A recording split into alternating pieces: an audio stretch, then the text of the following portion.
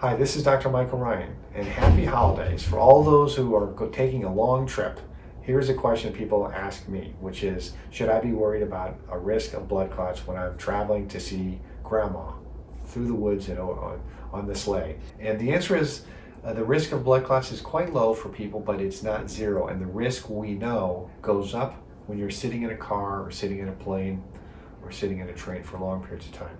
So the best way to prevent that and to reduce your risk is to, first of all, wear compression stockings. That's definitely of benefit.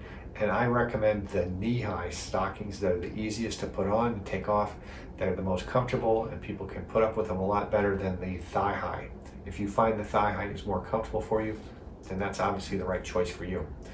The next thing is to be able to get up and move around at least every hour and do some walking for at least 5 minutes.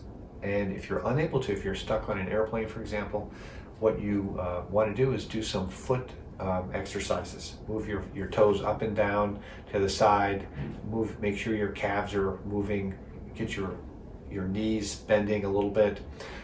Just enough activity to keep the blood flowing. You don't have to do calisthenics in your seat, but some movement will help the blood flow, and that will reduce the chance of blood clots.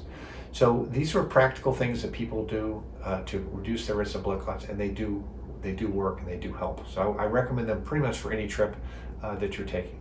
So Dr. Michael Ryan answering the question, how do I make travel safer for me?